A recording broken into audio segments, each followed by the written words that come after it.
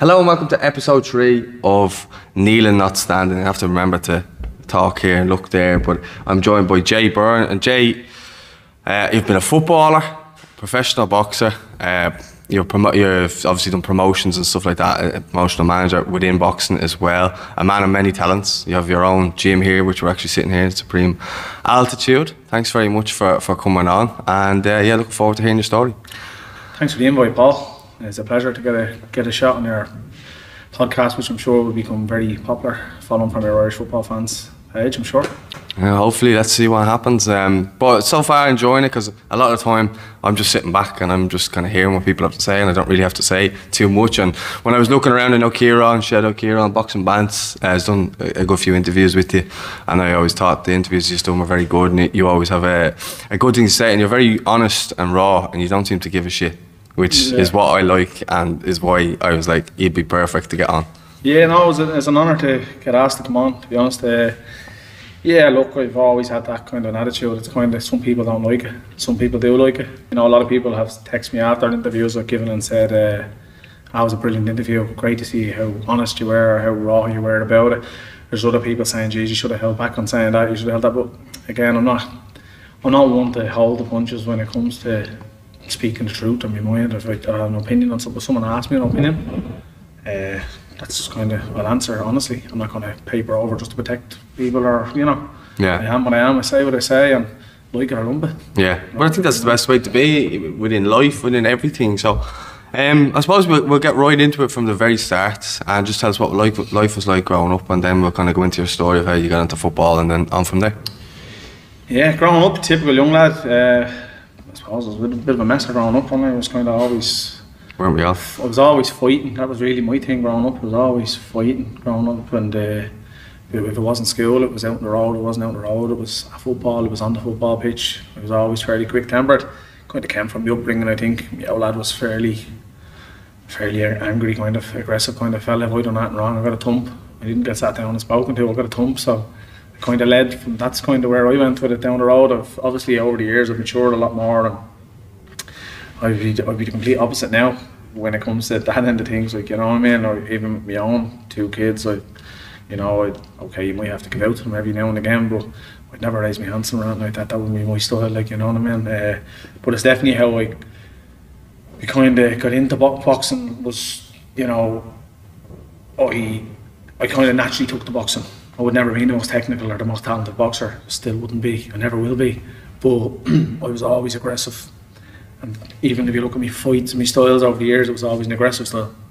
And that came from growing up. Someone said something smart to me, I hit them. I didn't ask them why, I didn't say answer them, I just hit them. That was just my way. It was a stupid fucking way to grow up, to be honest, but that was just what was in the way I was. And as I said, it came from obviously my upbringing, the way I was with my outfit. If I'd done something wrong, got a thump. You know what I mean? And I suppose that was probably most 90s kids growing up, to be honest. We all got a clatter. It was, you know, you were allowed. Depends on how old you were. Yeah, you were allowed to give a young lad a clatter back then. Now you'd be a guard, you know. Yeah. But yeah, so no, football again. I started playing football when I was a kid. I started out as a goalkeeper, playing for Locktonstown Boys, and gradually worked my way up. We ended up going to Ballybrack. Again, I grew up with a good bunch of lads. A lot of the lads were in the same team. We went to school together. We came right up through the schoolboys together. I was never really dedicated. Like, football was never my life. I never really was like, I loved football, don't get me wrong, but I was never like, I never ate and slept football. You know what I mean? I went trying, I never missed my trying. I done played my matches, and I gave everything in the matches. I always was like that, but I was doing something else the next day, or I got into snooker when I was like 11 or 12 as well, and I ended up playing for Ireland and that, and I went away with the club and things like that, and I played snooker at a fairly high level. I was like number 2 and 3 in Ireland at 14, 15, 16 while I was playing football, you know what I mean. And I was quite good at football. I was captained a couple of teams I played for, won some trophies and medals in the DDSL, some player of the years and stuff like that. Played a few games for the DDSL team and that, so I kind of would have been decent at football growing up. But I was focused on my football, and I enjoyed it, but like when I was 15, 16, I didn't care about going out for having cans with the lads on a Saturday night. We had a match on a Sunday, so I wouldn't have been the way I would have been in my latter life. where if I fight for camp, 100% goes into the camp, and I don't deviate away from it. Yes. That's it. And I wish I had this attitude when I was a young fella, because I genuinely think I could have went on to bigger and better things. You know, hindsight's a wonderful thing, is this? Exactly. That's exactly it. Like, you know, I went into, you know, I played football. I went on a little bit of boxing. I went down again. I think it was my uncle brought me down to Monkstown Boxing Club, and I think it was more to try calm me down. I got into a bit of trouble when I was 16 again, fighting, and I ended up hurting a fella quite badly, and he ended up in a coma. And at 16, you know, like when you're in the cell being told that a fella died because of what you done to him, you're kind of panicking and worried sick. Again, to this day, it was a self-defence moment, but because I was quick off the hand and I was able to fight and I was able to handle myself, I done more damage than I should have. And I regret that to this day, because I wish it didn't happen, because it was a nasty time in my life for a couple of years, you know, with family and his friends and that. You know, you'd be walking through the street and you'd be getting chased by lads in cars or bars or battens and things like that, you know what I mean? And that went on for a couple of years. You know, my missus got held up, who I'm still with today. She got held up a couple of times by them, you know, and threatened and that. But again, the fella and his friends came to my house and they started kicking at my hall door. I opened the hall door, told them to go away. They stopped me from closing my hall door, and he wanted to fight, and he got a fight, and what happened happened. That's my and I think everyone knows now publicly that's what happened. But at the time, it was I'd stabbed him, he done this, he was never hit with a weapon, or anything. He knows that, they all know that. But at the time, you know, rumours grow because of the damage that had happened. Anyway, he did come around and everything ended up alright, and I never faced charges or anything for it, because I presumed the guards looked at everything and realised that it was in my house, and the only way they could get in my house, it could have happened in my house, is if they came to my house and whatever. So again, that was another, you know, it was a worrying time, and it was the aggression shown again, that fighting got me into trouble again. And even now, I was only with my wife 3 months at the time. You know, she was only 15, I was 16. You know, we're still together now, 34 and 35. You know, so I was lucky she stood by me, because to be honest, without her, I don't know where I'd be. You know, as much as she put up a lot of shite from me over the years, but she's the one who's kept me where I am, like on the straight and narrow. Aye, because, but like, I mean, I couldn't live it out her, like I couldn't, and I've made stupid mistakes over the years that I should have lost her, and I didn't. And look, hopefully today, or not today, hopefully for the rest of my life, but today onwards, she'll witness that and she'll see that, and she knows that. I think she knows now that I have done a big leap in my book, even in the last few years, and that her rest of her life will be the way it should have been from day one, rather than the hiccups along the way, you know. Yeah. But my uncle brought me down to Monkstown. I think it was just after that time, and it was just, I think I would say him and my dad obviously spoke or something, and it was to try to get me maybe into boxing, or get me into something to maybe control the anger and the way I was. And I went down to Monkstown, and again I got stuck into it, and I, like everything, when I get stuck into it, I get stuck into it. At the start, you're focused on it, you're stuck into it. And I started boxing. I think I done the Dublin novices. I think it was, I went away first. Actually, I went away with a representative, Irish representative team. Like, I went to Wales. I went away with an Italian fella, Elia Cassandro was his name. I went away with him. I went over to Wales with an Irish little selection team, and went over there, boxed over there, and I won. He won. He knocked the lad out with a few seconds as well over there. With great crack, came home, and I think that was like the November or something. I only been down there like 6 months or something. And then the December, if I remember correctly, it was the December and the November, it was the way around. It was a month in it anyway, because I was only back when I was training for them, and I went in. I was at Dublin novices. I was 18 or so, and we got to the final, and I was fighting. I don't know who he was. To this day, I don't know who he was. But I broke my hand in the final. I threw a punch, and I remember a break. I was in bits of it. But I was like, I think I was 19 at the time, or 18 or 19 at the time. And I was like, probably on about 600 quid a week as an electrician, as an apprentice, as a tour or whatever. But it was like back in the boom, it was 2006, 2007, or whatever it was. And money was flying, you know what I mean? I was probably earning 600 quid a week, and broke my hand and handed a cast for 4 or 6 weeks. I'm not doing that anymore. I said, I'm out of work, losing a fortune. So I just dragged the boxing on the head. I was only doing it for the 6 months, like.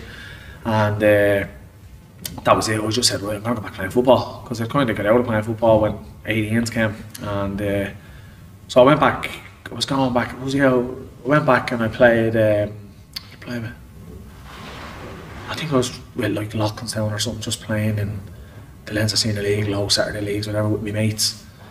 And I remember I was playing one Saturday, And I think it was Jay O'Shea that was, Pat Devlin had met Jay O'Shea to have a chat with him. At the time, Jay would have been, I was 19, maybe 19, 20.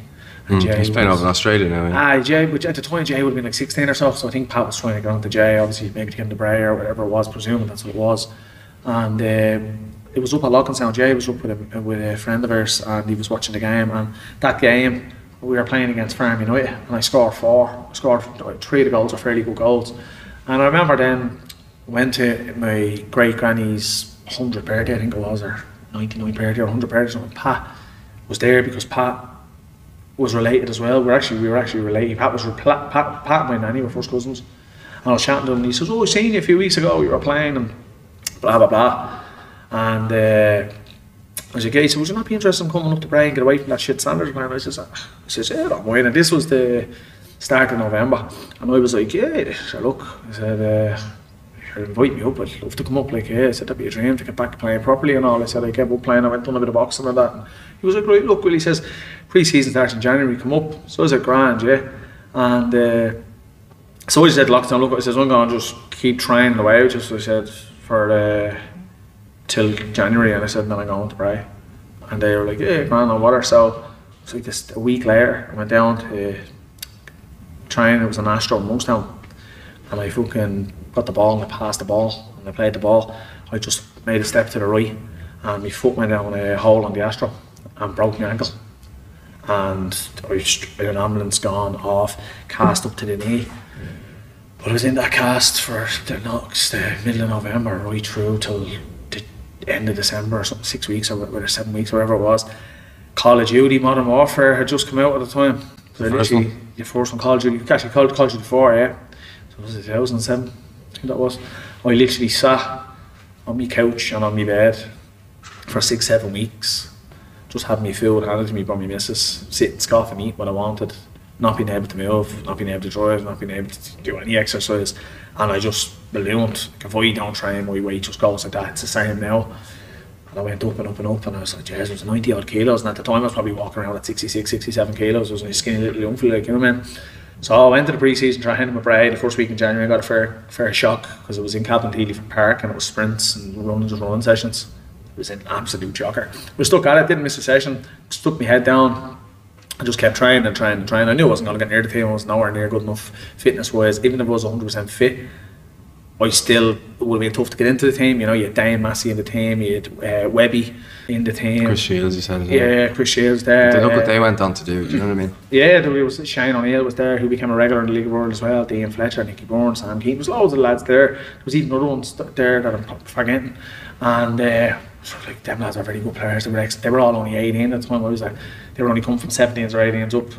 And at the time I was 19, knocking 20.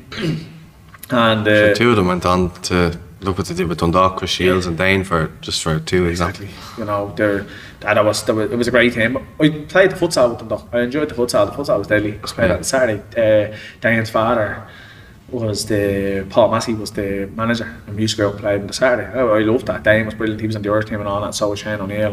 Lloyd, his brother, was he? Lloyd was as well. Yeah, Lloyd was in the team as well actually. So look, I kind of knew I was never going to really get a chance. But as I got fitter and as I got stronger, I was getting fitter, I was getting stronger, and in training I was hitting the levels that I should have been hitting. I just wasn't getting a look in, to be honest. And we were playing, we played a friendly against Joey's. It was like a Tuesday or Wednesday night up in the Carlisle, and I come off the bench with like 20 minutes to go, and I played well. I scored, and I set 2 up, I think, or 1 up, or like that. And I felt I was worthy of a start against UCD on the Saturday in the Carlisle. I was in the A-League at the time.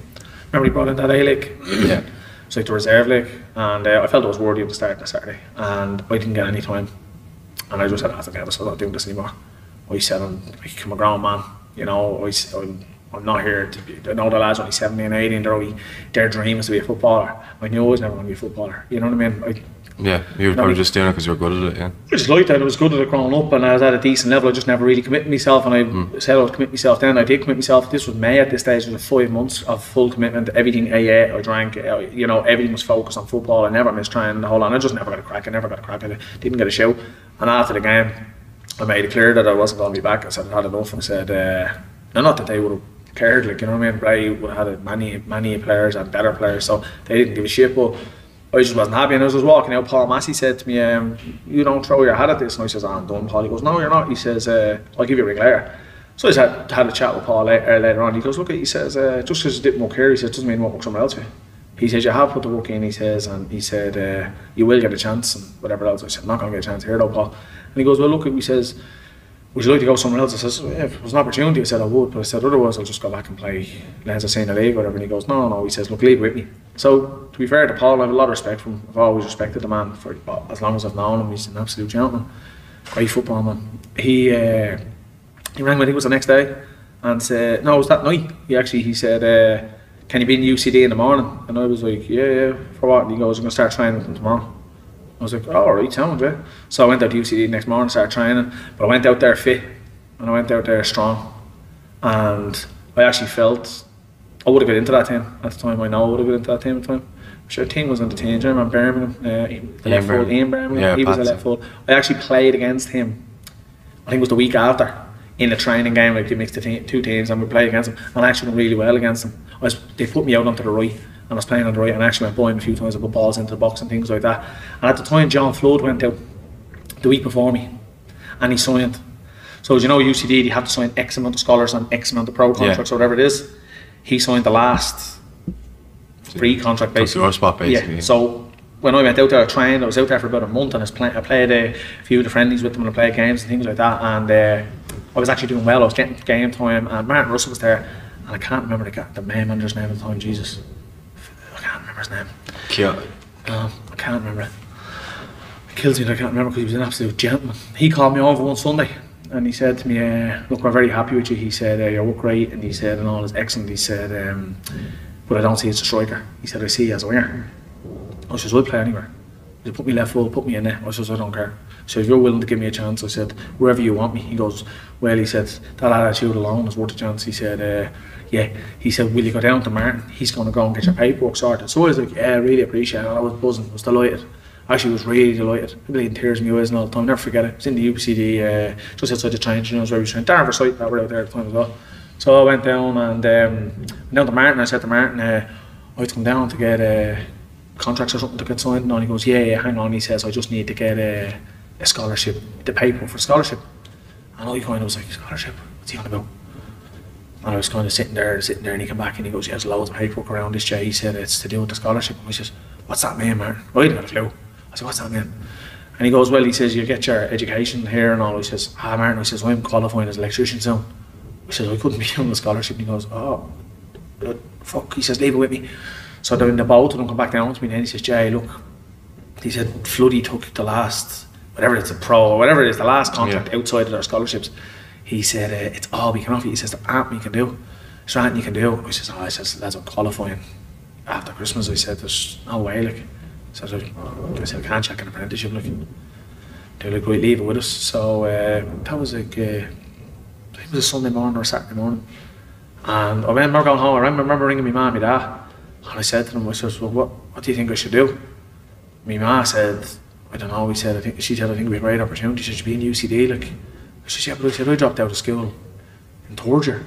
So you're not going to be able for just no interest. I said, look, just about to be a qualified electrician. I said, like, I was at the time I was probably earning about 700-800 quid a week now. Yeah. You know, because in my fourth year, nearly about qualified. You know, then overtime and all that at the time. I was making a fortune, Nixers and you know what I mean. I was going, go back to college. I said, I never wanted to be in school. Financially, it wouldn't have made sense. It just didn't make sense. Like, and my missus was pregnant at the time for my second kid, and we were living together and all. I was like, nah. So he rang me in the Monday. He says, anything you can do, Jay? I said, there's nothing. He goes, well, he says, sorry, I hate to say it, but he says, I'm going to have to let you go. I was like, for fuck's sake. So that was it, dream was ended. I was like, fuck. And I did feel I would have gone well there. I fit it in, I enjoyed it. You know what I mean? Yeah. I enjoyed it. Tim was there at the time, what's his name? Played for Rovers for years. Finn. He was only young for that time. I actually remember one Sunday morning he came in, he had to be beaten up in town. His eyes and all were out here in the whole lot. He was only young, I think he was maybe 18 at the time. Yeah. Around that time he would have been, yeah. Yeah, he was there as well in the team. So yeah, that was that. And then I was like, oh, fuck, all I do. I was like, I'll give up football. I'm sick of it now at this stage, because I'd been like 5-6 months of not really playing. You know what I mean? Yeah. And then a couple of months before the broken ankle and the whole lot. I was like, oh, just give it up. And then Someone gave me, I don't know who it was, someone gave me Matt Britton's number. Someone rang me and said, ring Matt Britton. He's down in Arklow. He'd be interested in having you down. So I was like, right. He's the fellow who does the carpets. Yeah. He sponsors Bray now. Yeah, he does. Yeah. Him and his brother Craig. They actually sponsored me and my boxing career started as well. They used to be members in the gym and that. Two really, really nice fellas. And their brother Ross is another one, and Ian. I grew up playing football with him as well.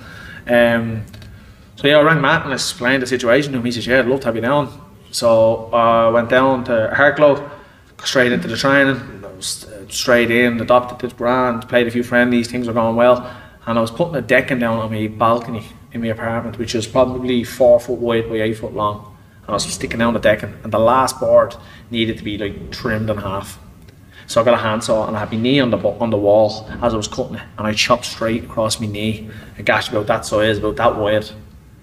And I had to go to the hospital obviously and get it all stitched up. So I was out of action for like 4 or 5 weeks with that.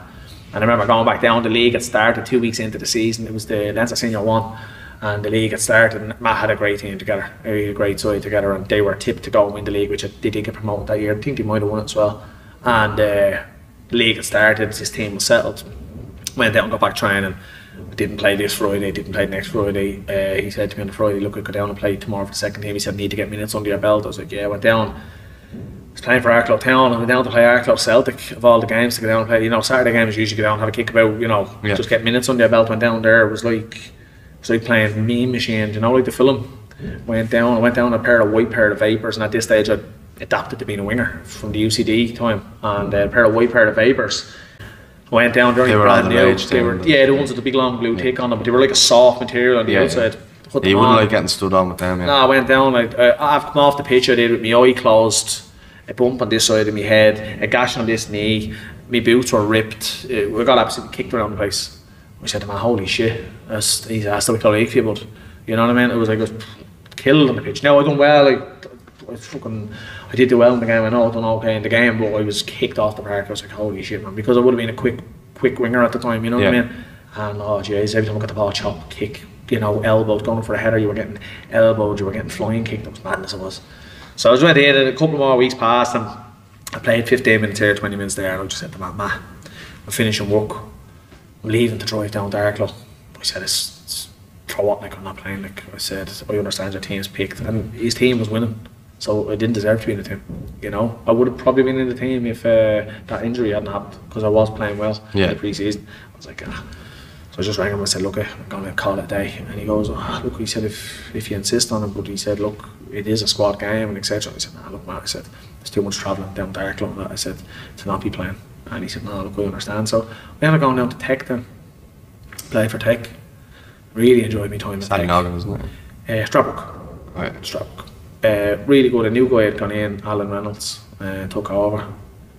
He was we got on great. We really got on great. But at this stage, I had been pretty much a year, because I couldn't time at Tech till the 1st of December. I had basically been a year of not really playing football, because I'd been out injured from the November the year before to the January. Then January was a recovery pre-season, kind of get my fitness levels back. I was fit by April, kind of May. I was playing a couple of minutes here, a couple of minutes there. Then I went to UCD. I played games there, got minutes under my belt, but I was dedicated. I was 100% dedicated to it. Then there was nothing else. It was football, and I went to Tech and I was super fit. I was absolutely flying.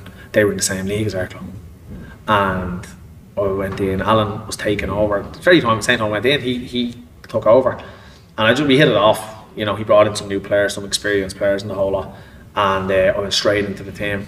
Played every game, played every minute. Absolutely loved it. You know, I was scoring goals, playing in the wing, I was scoring goals. I was assisting. My work rate was excellent. Like I was just literally up and down that wing all day long. I was die hard. I was like tackling, heading. You know, I never pulled out of nothing. I was tough for, you know, and I gave everything I had for Tech, and I really enjoyed it. Really enjoyed it. The chairman at the time, I think it was Brian Cleary, was the chairman. He was a high up role. I think he was the chairman. He's actually a member of the gym now. An absolute gentleman. The respect I had for him, the respect I had for Alan, the whole staff, the players, I just loved it there. And I got so dedicated and so I wanted to win. I can't afford to lose a game of FIFA. I lose a game of FIFA, I smash joy pads, I lose the head, like I scream the house down, you know what I mean? This is the way I am with everything, no matter what it is, even if it's only a mess around or something, I have to win. Playing Astro on a Tuesday night towards now, I said the lads hate me because I just scream the head off, and if they're not working, the lad doesn't track back, I lose the head. This is the way it was. So I was a tech for a good year and a half or so, and we were playing Crumlin United in, I think it was the Metro or the Intermediate, and Alan rested a load of players as the manager does, and I lost the plot. I lost it. I was like, what the fuck are you doing? And I was sitting in the dugout, there's five or six of the regular players sitting there, and I was snapping because it's Crumlin United and the best team in the country at the time. You know what I mean? I wanted to play against these teams. I wanted to play and I wanted to compete with these teams. I didn't want to just, you know, go out and make the numbers. I wanted just to compete with them. They were in the league above us, how well? You know what I mean? I felt I was good enough at the time to compete with anybody, and I wanted to get out and play against these teams. And I was fuming. I was sitting there, we're 2-0 down after 20 minutes, and I fucking lost the head of it and started screaming. So what are you doing? Like I said, will you put fucking some of us on? We're losing the game and blah blah. And he came back as he's entitled to do as a manager. Him to shut the fuck up, and he did. And then I lost the plot back. I made a bit of a Barney. I just go fuck off, and I walked down the thing. That was the end of it. To this day, it's the reason I never went back. Just left. Just walked out. So that was the end of the football.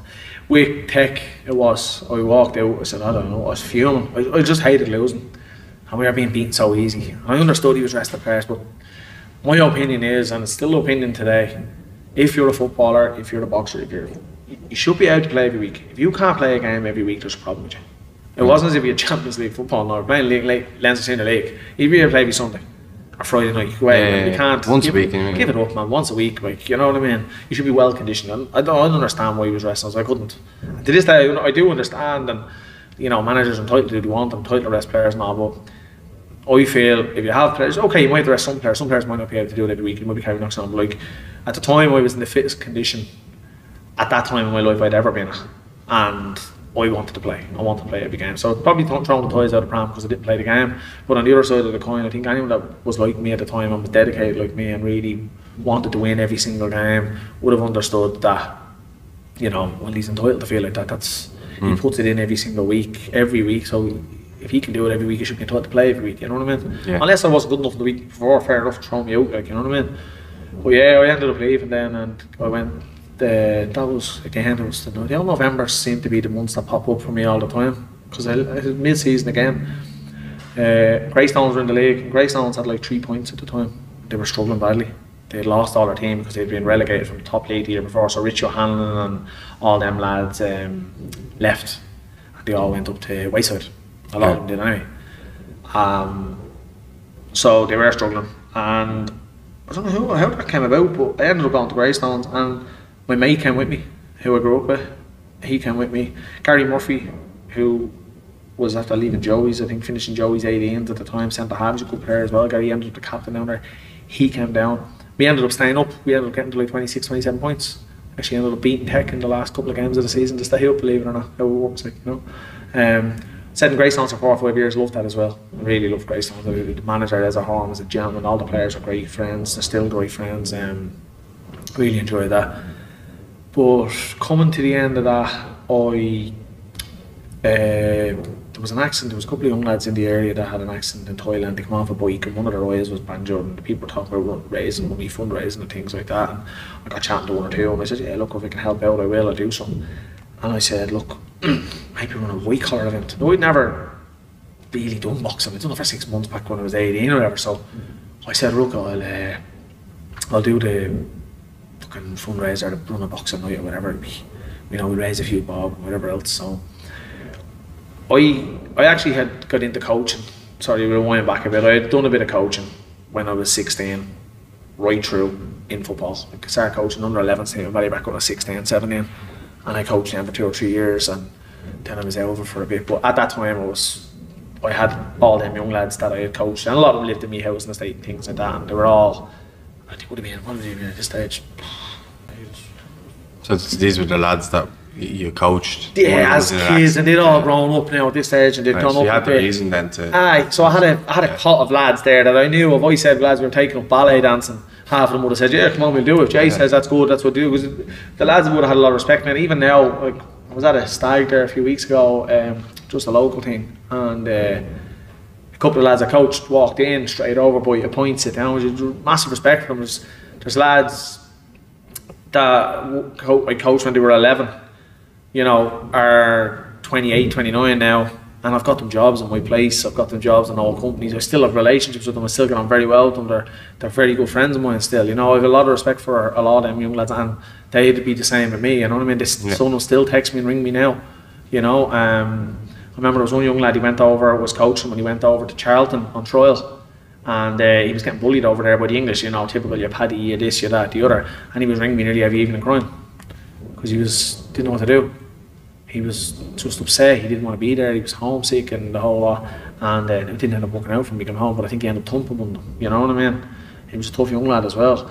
Another young fella went over to Leicester trial again. He asked me would I go with him, because he was worried and panicking about going over. It was kind of the way the lads were with me. They looked up to you. Yeah, I was really close, and I think I've always said this, and I said it in interviews before, I think when you coach, if you can do it, if you can do what you're telling them to do, it's easy.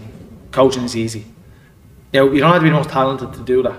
But like, for instance, when I was coaching them at 11, when they were 11, I was 16, 17, I was playing football at a decent level.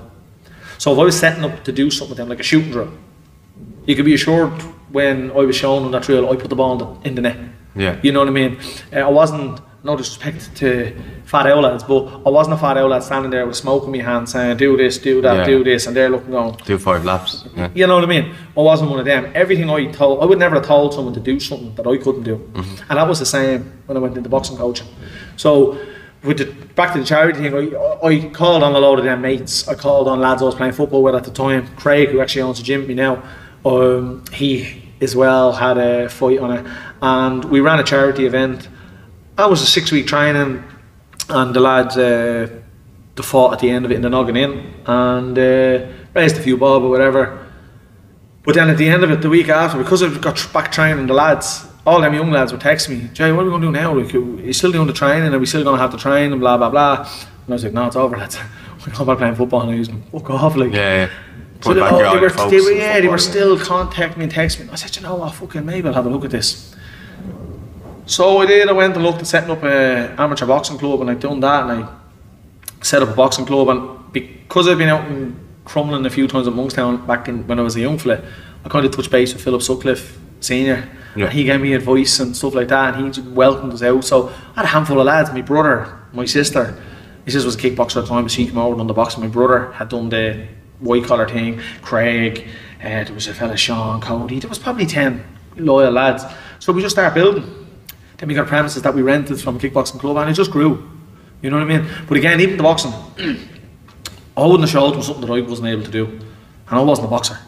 But I quickly kind of got myself into the coaching side. I'd done a couple of coaching, ABA coaching courses and the whole lot, and I watched a lot of stuff. People, like, you know, I self-taught myself because I had to for the camp and that, and I always would have sparred to myself to get a gauge of where they were at and stuff like that. Again, I wasn't still not talented a boxer, but I was enough to be able to get in with these white collar lads and show them things and show them where they're making mistakes, and that's what I done. And I just gradually took that approach, and it went from the amateurs right through. Won a few Irish titles, coached a few Irish titles. You know, my sister won an intermediate title, she won an elite under 22 title, she won intermediate Leinsters. You know, I got Carl Kelly through 3 rounds of the intermediates. I didn't get him through, he got through, but we got together through it. I actually had a brief stint with Kelly Harrington. I trained her for one of our seniors where she was giving up and she wasn't doing it. She came down to do a bit of training in the club, and it was into December, and I said to her, why are you giving up? She said she'd lost interest and her heart wasn't in it. She enjoyed the training, and well, you know, I had a bit of a chat with her the training. I actually ended up getting her to get her head back focused, and I put a month's training into Kelly. Met her up in the track up in Kilboggan, done some track work with her. Arranged a spar and went out to Mulhuddard sparring the likes of Dylan Tang and that. She sparred with Carl Kelly and stuff, and we weighed into the seniors, and she won the seniors that year, which Kelly was giving up then. And when I look back now and see she has to go and win an Olympic gold and that, you know, it was great because thankfully she didn't give up, because she's after winning a gold medal for the country, for herself, and she's that must be satisfying for you at the same time. Yeah, look, I'm not saying she would have never got back into boxing. But the fact that you even played a part in the story a little bit, a very small part, and you know, again, Kelly's dedication and all at the time was excellent. You know, but again, although I helped Kelly, Kelly helped me because I learned a lot from watching Kelly and watching what she was doing and watching the way even stuff she used to make these little shots, these little green shots, and whatever they're full of vegetables and all like that. She drank them. And you know, I was always going, holy God, what's that and the whole lot. But then afterwards, now when I'm in boxing, I've done things like that, and you know what I mean? So again, that was that. And then I started boxing when I was in the club, because I went out to a June show to bring the lads out to Phil for his June bank holiday show. And Shawnee Carton, God rest him, was there, and I got to meet Shawnee that night. But he was supposed to box on the show. Shawnee loved boxing on every show, and his opponent had let him down. And Phil said, would you get in with one of my coaches? I was like, no, the fuck, I don't box. I said, I'll just train the lads. And he goes, he says, you'll be grand, you can get in. He said, it's just a coach, you know, it'll be on the exhibition. So I said to the brother, give us your gear. And I got in with Shawnee Carton, and I boxed Shawnee. I actually boxed pretty well that night. For somebody who didn't box at the time. And it kind of led from one thing to another. That was the June. The next show I got in. I was always sparring with the lads, so I always just kind of had a little bit of fitness.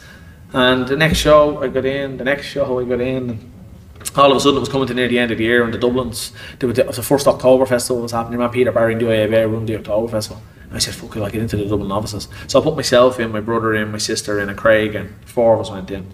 And the 4 of us went in and won them. So that was really satisfying, you know what I mean? It was really good.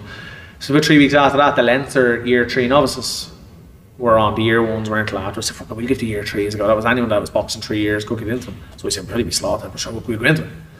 And we got 2 golds and 2 silvers. And that, again, massively satisfying. And the All-Ireland novices were into January. So I said, fuck it, the 4 of us away into them till we got on them.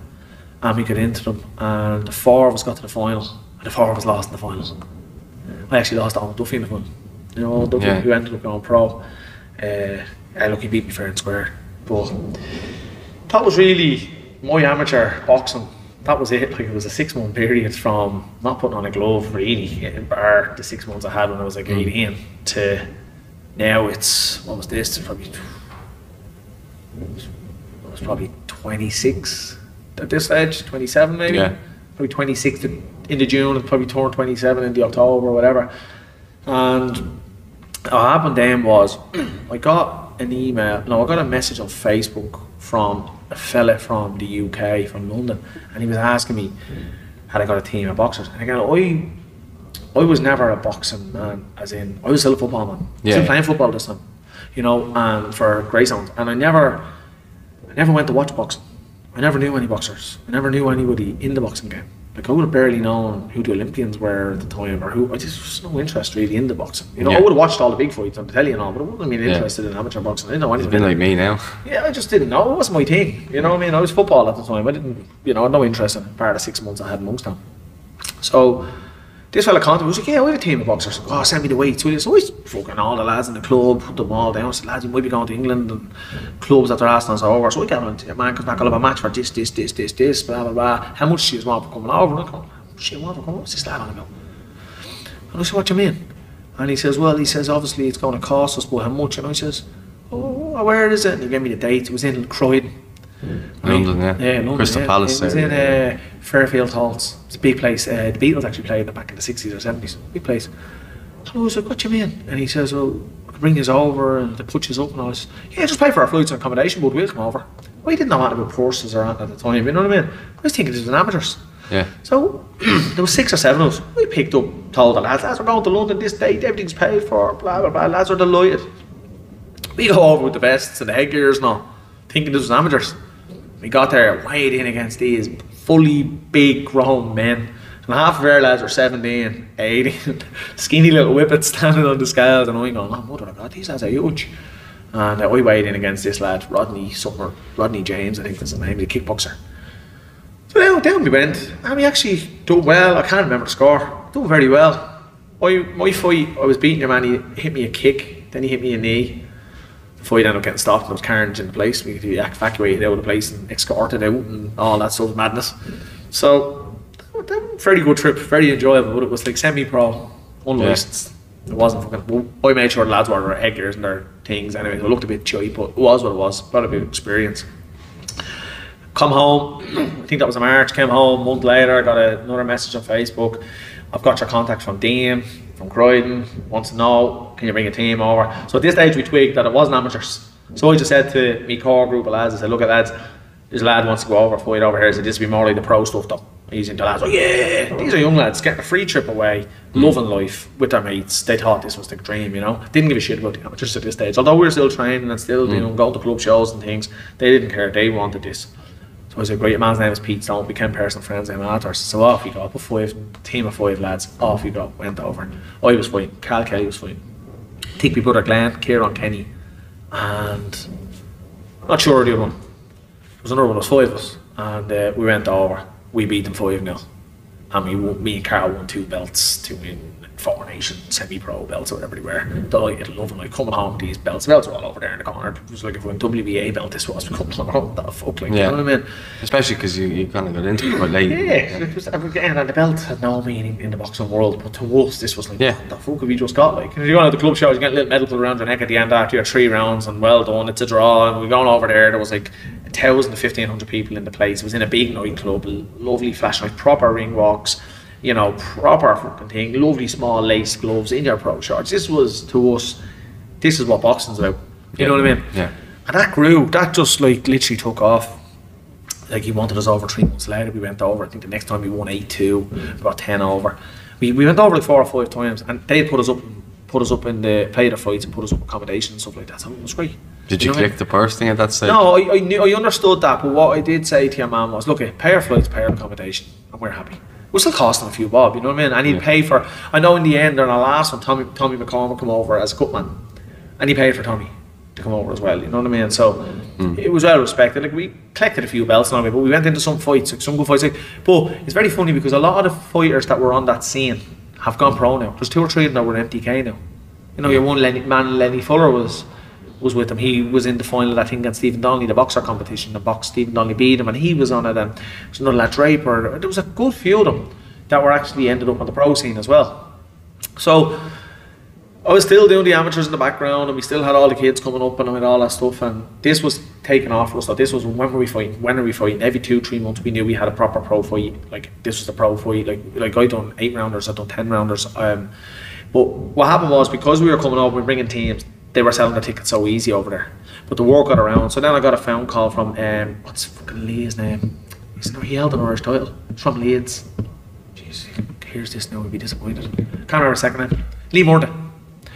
Won't be disappointed anymore. No, he won't. He contacted me as well. Jay, have you got matches for this and this? And it was very funny. It was me, my brother and my sister. The weights, the ages, the weight and the experience. Yeah. So away we went over to Leeds. It was Garford Town football teams. It was an outdoors on the pitch. It was lovely, like fighting in a little stadium. It was just brought out a ring. The ring in the middle, and you know, around it. That was deadly. Sunday afternoon shop. He paid us as well. We got a purse for that one. My brother and sister's opponents pulled out, so it was only me. But it was for one of his titles. Now remember, he was winning on titles for his opponents. Same in the last shows. But we were coming home with the belts, which made it that little bit better. You know what I mean? Won another little belt over there. At this stage I think I had like 3 belts and 4 belts at this stage, which again they mean nothing in the boxing, but to me they meant a lot. Because you're always going in the away corner to their shows, 1,000, 1,500 people there screaming against you, and you were the one winning and taking home your belt and that, you know what I mean? And some of the fights were wars now, to be fair. Done that, went to Malta, fought in Malta on the Mies Thomas show over in Malta in Monte Cristo Palace, whatever it's called. Another great show. I actually got stopped over there with a body shot. But at this stage it was just flying, we were rolling with it, we were fighting, basically fighting like pros. It was every 3-4 months you had a pro fight basically. Because the fights were 6 rounds, 8 rounds, 10 rounds, you know, and they were tough. Brought Carl Kelly over to Liverpool, he fought a 10-round European fight against a kickboxer lad, and Jesus, Carl bamboozled and put him out 2 rounds of body shots. But this lad was like, he was not hard to be taller than Carl, but he was a good 6 to 8 inches taller than Carl. He was ripped to the bone. Carl was standing there like, you know what Carl does on the scales. He doesn't look ripped to the bits or anything like that, but he was standing there beside me. I was going, oh, this could be a mismatch. And Carl went in and absolutely took the fella's body apart and stopped him. Again, it was in Liverpool, it was in a big nightclub in Concert Square. Must have been 1,000 people in the place. It was the night McGregor fought Aldo. Yeah. And so 2015 apart. Like, I mean, there's the body shots, the power in the body shots, oh man. But he got handed a lovely big huge belt. Again, that was big ball for the golden boy of this fella's promoter, you know what I mean? So that was another great night. Again, magical memories for the likes of Carl. My brother beat a guy for a belt as well. My sister did. My sister fought English Copper, a girl, and a 6-round war. Tommy McCormick was there for that. Craig fought for a novice title against another fella over there. He beat him. So over the course of like 2 years, we had picked up probably 5 or 6 belts. Again, great memories. Them people will never forget their memories. And, you know, it was great to be able to help them and deliver that for them, you know. At this stage, the boxing and the amateurs to me meant nothing. But me and my brother entered the intermediates, and my sister as well, she won them. Me and my brother went to the intermediates. Me and my brother actually won 2 fights, and we got beaten by a fella, Mark, again, I can't remember his second name, in the semi-final. He was a fella from the army, but he's well experienced, and my brother was only like 17 at the time or something.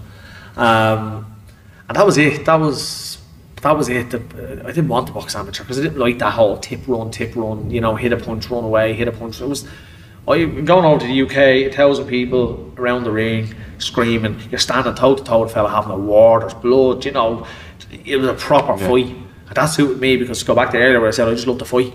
Yeah. You know, 16-year-old you was loving like. Well, I was in love. This was the dream. Like, you know, you were getting basically paid. You were getting free holidays to go and have fights. So standing having good scraps, you know what I mean, in the proper gear and, you know, the proper hand wraps and all that stuff. I was loving this.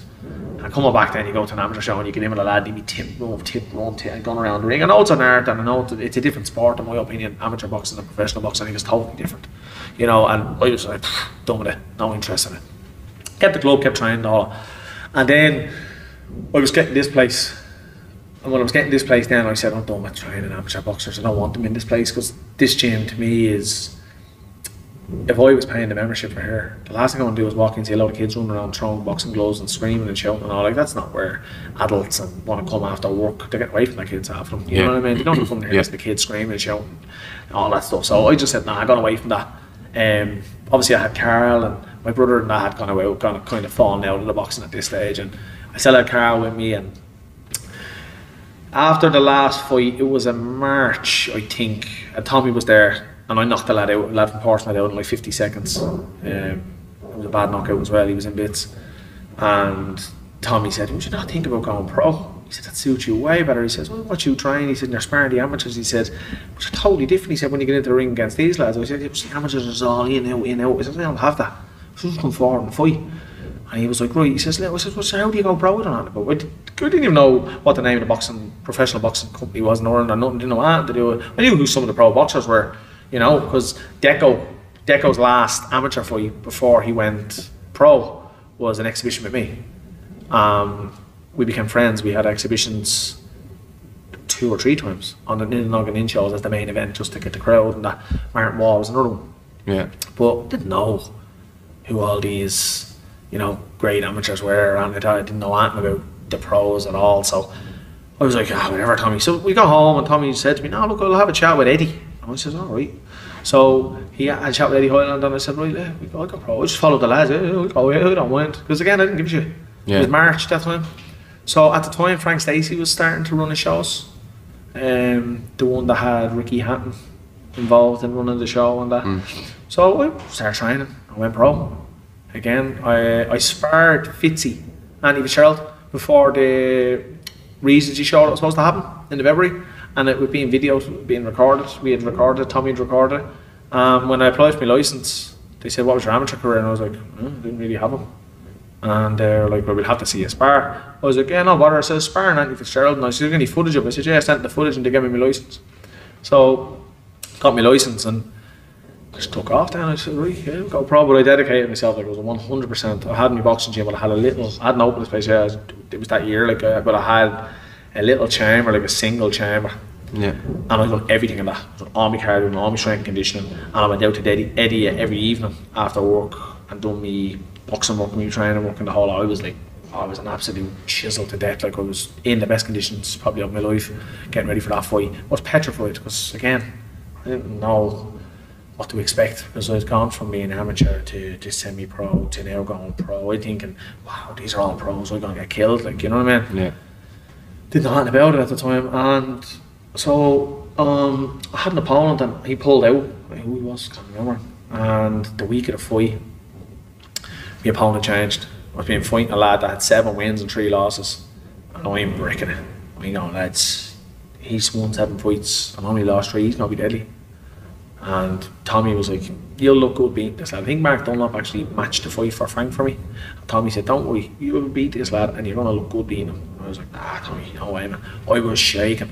I got to the stadium that day, I sold like 150 tickets, got to the stadium that day, went into the high performance unit, I was sitting there panicking, I was like shaking. Sean Turner goes, who's the man you were fighting? And I had no shit, man, Sean would have grown up in the same areas, and I was like, oh, I don't know. That big sexy. Yeah, I was like, yeah, I don't know. And he goes, he's too good for you to be fighting in your first fight and all, who matched that and blah blah blah. And so that made me even worse. I was bricking Gabor Ambrose or something was his name. I was panicking, I was petrified, going to the ring, shaking and the whole lot. Get into the ring, ended up knocking him out in 2 rounds. Absolute debut from heaven. Couldn't have asked for. The crowd was electric. Absolutely, that was it. I just, at that moment, I was like, wow, what a feeling. What a feeling. I could have retired right then. My goal wasn't to win pro, win a fight or 2. You know, that was it. I was absolutely over the moon. Then Mark Dunlop had a show. I booked into it. I got onto the show and the whole lot, and then my missus surprised me with a trip to Vegas, and it was like a week before the fight. So I got back on the Tuesday and the fight was on the Saturday, my 30th. We had 3 couples and we all grew up together, we're all the same age, like, you know what I mean? So I was over there and trying not to drink and trying not to eat. It was a fucking nightmare. Came back on. It's like the total temptation. Yeah, it was just a disaster. Yeah. I did have a few drinks, I'm not gonna lie. Yeah. I did have a few drinks at the time because it was impossible. But they were all sitting at the pool, and I'm in the gym looking out the window at them, running, you know, doing training sessions every morning and all, while they're sitting at the pool drinking cocktails, waving in and all. I was like, mother of God. And I didn't enjoy the trip, to be honest. I did enjoy the trip, but I didn't enjoy it the way I should have. You know what I mean? Like, it was a first time. Well, you enjoyed the gesture of what the trip was meant to be. Aye, and I did. We had a great time over there as well, but it just wasn't what it should have been. And it was my first time going to Vegas, my 30th, and the lads and all being there. It just wasn't like raging over it. So I came back anyway, fought against Liam Griffiths, who was the awkwardest journeyman you'll ever fight. He had a record for it, never really got stopped, but he just tied you up, like he was a southpaw, he was awkward. Got through the fight, won that. Said to the missus, book in Vegas, we go after Christmas. I said, no fights happen in January or February, so I said, well, it'll be March, so I said, we'll book the start of February. Give me enough time to back camp. Yeah, 100%. Book the flights to Vegas and the whole lot. Mark Dunlop at this stage, I think, had taken over as my manager. He did. Yeah. And Tommy rang me and goes, it was in around Christmas, he says, you get yourself back training straight away in January. So he says, you're fighting the first week of February. I was like, huh? Because I'm fighting the first week of February. I was like, no, I'm not. He says, yeah, Mark has a show, and he says, you need to keep racking up these wins. And I was like, Thomas says, I'm going to Vegas the last week in January. And he's like, oh, for fuck's sake. He says, look, he done the last one, you'll be alright. So typical me, because so dedicated, yeah, no matter. So accepted the fight. I was actually over there for Frampton and Santa Cruz fight. It's part 2. And again, I did drink on that because I'm not drinking, and I'll just lose the weight when I come back. And the fight was at middleweight, and I came back and I blew through my hole for the 2 or 3 days to try to get the weight down. I still come in a bit heavy, and I went as I was warming up, didn't I dislocate my shoulder, and I was like, fuck. Popped my shoulder out, got it back in, iced it. The ice was on it for like 5 or 6 minutes. Walked to the ring because it was still numb from the ice was grand. Once I went in, I went to trouble. Just like, oh, it's in this. So I basically fought the whole fight with one hand. Won the fight 3-0. I had a date already booked for the 25th of February in the stadium against the Spanish lad. He had that fight in Gerard Whitehouse. Said, yeah, take that fight, no bother. Sergio Abad, I think his name was. And put the shoulder gone. So the next morning, to be fair to Andy Jennings, he got on to me, he says, you out of that fight? He says, no, I'll be grand. And I was, it was okay, it wasn't too bad. But the way I had gone from being whatever, probably 80 kilos coming back to Vegas, to get down to 72, 73 for the fight. Now I had 3 weeks to get down to 67 for the thing. I'd never done 67 before. I just told people I could do 67. At the time I didn't know if I could or not. Yeah. Right? I'd always done 68 and a half, 69 for my debut. But I was like, yeah. So I got down and hit the weight, fought.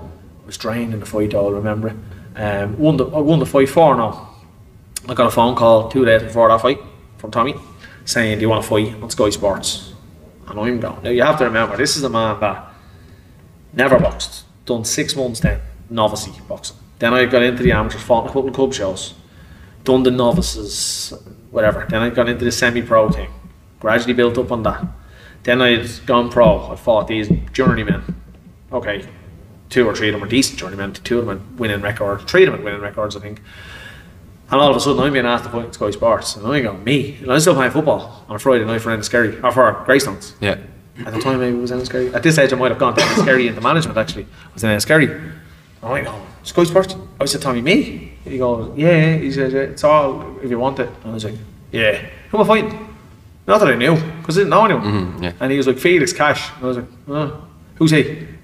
And he says, he's a good boy, yeah, he was on the Team GB. And I was like, fuck it, yeah, I'll take it, yeah, don't mind. So this was 3 weeks later, because I was fighting the 25th of February, this was on Paddy's Day, in York Hall. So I'd done 66, so I'd gone from 80 to 73, down to 66 or 67 for that one. 3 weeks later, I had to be up the middleweight, back to 72. So I was eating like a horse and get myself back up, training, the whole lot. Went over, stood in the scales, I think it was like 71.5, 72, after having breakfast and the whole lot. He got on scales with 73. We had trained, we looked at his GB, his World Series of Boxing profile, 5'8", had him down as. So we were sparring lads about 5'8", 5'9". Got over there, Felix Cash was about 6'2", he was 3 foot wide, built like a shithouse. And I stand beside him, only a kilo lighter, but after eating everything I could for the last 2 or 3 weeks while training to be at the weight, still was lighter than him.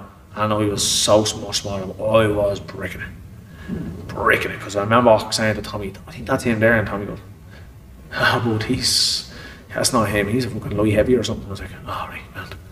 Then he called us up to the scales, and off goes your man to the scales, and I'm going, oh no. I was bricking it. Absolutely shit myself, panic stations all over the place. And I ended up, I did what I did, I just fucking said, look, go. I remember I walked in the ring, I was bricking, I thought I was going to be cleaned out, knocked out, battered. And I got in and I just got in and I just done what I could. And I was losing around, I knew I was losing around because I wasn't really throwing a massive amount. I was having a go when I could. But he caught me a lovely 1-2 left hook, I think it was the 4th round. And he caught me flush on the button with it. And I was like, it hurt. And I dropped my hands down. There's a famous picture, I have it on my Instagram. He picked the hands by my side, saying, tell him to come on. And I let her roar them in the middle of York Hall, going, come on. And I just seen him laugh, kind of smile, take a step back. I'd say he was saying in his head, what the fuck do I have to do to get rid of this lad? Yeah. And I just went for it then. And I actually felt I'd done well in the last couple of rounds because I had no fear then. And that was it. That was like a light switch in my career that made me realise that I had a solid head. Solid head. Now I always knew I had a solid head, but I had a solid head, and I knew this was a big man, and I was like, he ain't hurt me. So got through the rounds, I lost the fight, clearly lost the fight, but with that much of a solid head, I think I broke both of his hands, because he was out for like 6 months after with 2 broken hands. So that's how much he was hitting me in the head, and I wasn't that bad, I wasn't that marked up after the fight. So got out of that fight, Eddie Hearn met me at the steps, Mark Dunlop came a big hood. Eddie Hearn said, I love that, he said, brilliant, he said, tough man. And I was like, get me someone at my own size next, will you? And 2 or 3 days later, phone call came through, would I fight Josh Kelly? Again, who's Josh Kelly? I said, yeah. Never asked money, never asked who, where, nothing. Yeah, I'll fight him, yeah. Who's he? Tommy says, he's an Olympian. I was like, lovely. He says, he's not a big huge lad, is he? And Tommy goes, no, he's your own size. Brilliant. I said, well, that's grand. I said, he ain't going to hurt me. I said, that big Asia couldn't hurt me. I said, he's not going to hurt me. And Tommy goes, well, that's one way of looking at it. And so we started looking at videos of Josh Kelly, and he was slick and the whole lot, and he was obviously the pretty boy and the whole lot. So I just said, fuck him. He said, who the fuck's this lad? Big fancy fucking Nancy heading him. So he said, go over there and just rough it up and throw it at him. I don't give a fuck, you know, this kind of thing. Yeah. So Eddie and Tommy were like, yeah, just forward on this lad, you know, we won't take a back step, just put it on him. I was like, 100%. So I went over there confident, because I was thinking, this young lad, he's only a young lad, he's only 19, 20, whatever he was, fancy, I thought he was going to be fancy little slick lad, not going to like getting a thump, he's not going to like getting pushed up on the inside, throw the head at him or get a chance, you know, as fair as you can, but, you know, that's not really fair, throwing the head, but when you're in there, you know, give him a little nudge, throw elbows when you can, that's what you do in the programme, you rough people up, you do what you have to do. So that was the game plan. I don't know if the Boxer has it down as 4-2 or 5-1, but I actually took a couple of rounds off him, and again, another one that I didn't feel anything off, bar one body shot. He caught me in the 5th round. I nearly went down, and I was on my way down, and I actually stopped. So I'm not going down. And I stayed up and I held on to the end of the round, and then I came out in the 6th round, and that was it.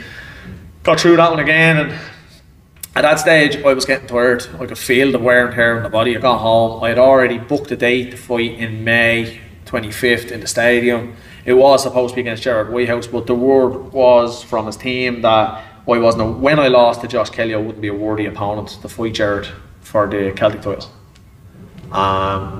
So that was basically that. I had said, well, I'll just fight on the card anyway. So I came back. This was April, the end of April. Myself and my missus had gone through a bad spell. I'd opened this gym at this stage. I'd opened it in the November previous. You know, the boxing career started in June, and then it just got going. It was October, and I was going away, and the fight in October. It was in Vegas in October. I was opening this place at the end of October. Everything just kept crashing down on top of me. I was working in an 8 to half 4 in an office, you know, in Ballycoolan. I was coming here at 5:30. I was training here, taking classes, leaving here at 7 to get to Ballycoolan to go to work, finish there, leave Ballycoolan at 4:30, go to Eddie's gym, train with Eddie and Tommy, train with them till 6, 6:15, get back here because there was private football teams coming in that I had to take from 6:30, 7 till 8 o'clock, 8:30. I was getting home. Mrs. was supportive as she could be, but enough comes enough at some stage. In my head, I was burnt out. Like, I was physically burning the candle from every possible angle, and I was burnt out, but I didn't know because I wasn't saying no to that. I was yeah, and I was taking fight after fight after fight. You know, I'd open the gym. I was working here in the morning, working here in the evening, working in my job during the day. We were moving house at the time, and she was on me back. You know, Jay, I need help, I need you to do this and that. And I was just saying, fuck off. You know, I was throwing money at everything. Saying, there, just buy this, just do that, just do this, just do that. And I thought that was great, but it wasn't. It was how you lose your marriage and how you lose your life, basically. And that's what I'd done. And I'd done it all myself. It was my fault, clearly my fault. It was stupidity. I put everything before the person closest to me, the person that's been there from back when I was 15, 16. You know, I just threw everything in front of her. You know, threw everything at her, accept it or fuck off. That was my attitude, stupidity. Yeah. And I did lose it. And then I lost her in around that March when I fought the Cash. And after the Josh Kelly fight, I just went to the drink. Went out in the party with the boys, I was just out drinking. Still working, still doing the gym in the mornings, in the evenings, still training, still accepting all these fights. But I was drinking all the time, you know. And she was at home, she had the 2 kids, I didn't give a fuck. I didn't care. I was back home with my mas, thought I was like living like a teenager, thinking I was the fucking greatest man in the world because I was doing all these fights and it was great and everyone was interested in you because everyone was asking for interviews, everyone was asking you for this, everyone was asking, but people were hanging out, you went to nightclubs with the pubs, people coming hugging you, shaking your hand, saying on the telly last week, great, blah blah. No, it wasn't great, you lost. What do you mean great? But you were taking it at the time thinking you were a fucking superstar. There's no superstar. And I would always say that to people in their careers, don't ever let it get ahead of you. And a lot of people say, it never happened to me. I never thought it happened to me because I didn't know it was happening. I didn't know it was actually happening when it was happening because I just thought, hang on, I get up, I go to the gym, I'm working. I go to my job, I'm working. I go back to the gym, I'm working. Like, this is all work, this is all income, this is all for the family. Sure, I wasn't part of the family. You know what I mean? You can have all the money in the world, but if you don't have family, you don't support the people close to you, and you don't respect the people close to you, what's the money going to do? And it took me months to realise that. Months. Because I took that fight in May 25th in the stadium, fought some journeyman, and I was drinking the week of it. I weighed here on the Sunday before the fight was at 71, I weighed here on the Sunday 80 kilos, and for 5 days I had to kill myself just to make the weight, walking into the stadium, stood on the scales, looked like a junkie, stood there absolutely drained, finished that, went out, had a scoff, drank that night, went to the stadium the next day, fought the worst performance of my life, and that was it. I was finished boxing then. I had no interest in boxing. Didn't give a fuck about boxing. And then Mark Dunlop came on to me and asked me to fight Fowler in September. But again, gobshite here. Yeah, I'll take it. Still wasn't with my missus. You know what I mean? I was out partying, summer, doing what I wanted. Come here, do classes, fuck off. There was nights I come back here and fell asleep on that couch because I was in bed. I just came and slept on the couch because I knew I had classes next morning, so I just slept on the couch. People were coming in to the gym and I was asleep on the couch, waking up to go in and do the classes. Ash, come on, we get down and have a pint. It was garbage, like absolute shit life. But at the time I thought it was the best life. And I blamed everyone but me. My missus got the blame for everything. It was all her fault and it wasn't. She was the one who was trying to lead me the way she had all my life. But Muggins here just thought, you've loads of money, you've got loads of fucking friends, you've loads of this. They weren't friends, they you know, money comes and goes. But to me at the time, it just hit me the way it hit me because everything came so fast, you know, and that was that. Got back into camp at Deco. I changed coach because I couldn't commit to I didn't want to commit to the whole go back to Eddie's place after work. It was too far. Declan Gerritty's dad, Deco Senior, said he'd train me every day, 5 o'clock. Really great guy, really lovely man, personal friend, and will be for the rest of my days. I have so much respect for him. He said, look at Jay, I'll train in your place. What time can you get there? I said, we're there for 5 o'clock every day. Wait, 5 o'clock Monday to Friday, I train you. That was it. So I started training here, so I was coming here at 5 o'clock anyway. So I was like, right, okay, I'll hire someone else. I hired someone else to work in the evenings. I came train here at 5 o'clock in the evening. That was great, because I was training at home. I don't know how me sparring here, I don't know how me training here. You know what I mean? That's when around the time I got to know you a little bit. Yeah, it was in around that time, yourself and Kieran. And that I went over. I thought if my missus wanted to come to the fight, even though I had been the biggest pig in the world, she still wanted to support me, and I was like, no, you're not coming, because we're not talking, we're not getting on, blah blah blah, and we'll have carnage over there, so no, you're not coming. It's just me being a fucking idiot, to be honest. And Craig was supposed to come, and he texted me like 2 days before, and he rang me and said, look, I can't go. I can't remember, something popped up, he said he couldn't make it, so the flights are gone. And I was texting Louise at the time, because I still text her, but then I was being a dickhead and I wouldn't actually realise what I was doing wrong. Well, you still had kids, so you wouldn't. Yeah, but even at that, I was still texting her kind of like we were together at times when it suited me, which is fucking idiotic, you know what I mean? She should have just told me to fuck off forever, to be honest. I'm lucky she didn't. But then when it came to wanting to come to fight, no. And part of that wasn't probably because the lads, or she would have caused trouble, because she wouldn't have caused trouble. She was not that type of person. It was me who would have caused trouble. But it was probably because I wanted to go out with the lads afterwards, because all my mates were going on. I didn't want her there, you know, this kind of thing. But anyway, 2 days before, I changed my mind. I booked the flight. I said, do you want to come? Well, I won't be able to. I wouldn't be able to afford the flights. And I said, look, at Craig's not coming. I'll pay the difference to change the flights. Come over. Oh, really? So she came over, and we went. I fought Fowler. We went out. We hadn't got a good night. Again, we did have trouble. Again, most likely down to myself. And again, everything was fueling still, because we had never sat and actually granted everything. And I just said to her that night, okay, can we stay here tomorrow instead of going home with everyone? And we need to go through everything and see where we're at, what's going on. I said, we need to sort this, because so they said, this isn't going to go on for much longer the way we're going on. So she reluctantly agreed, which I thank her for to this day. And the next day we had a good chat, went out for a meal, a really good chat, an honest open chat. And touch wood, to this day it's been fucking a dream. Yeah, it's kind of opened your eyes a bit, yeah. I had to cop the fuck on. No, I mean. I just did, I just had to, just really had to do it. We booked out, that was a Monday, or that was a Sunday, we said the Sunday, we booked Disneyland Paris for the Tuesday, flew home on the Monday, got the kids, because we were supposed to go to Orlando with the kids in June with her. We had booked a year in advance, and me being the arsehole I was, cancelled and said we're not going. Wasted all the money and all on booking it and all the whole lot, weren't going. You're moving that off. Sorry. And yeah, we booked up Paris, and we went. Again, it took a few months before we kind of got back to kind of where we were, because trust issues were gone out the window on her behalf, because I had been a dickhead for all these months and the whole lot. So yeah, it was a long road, a really long road.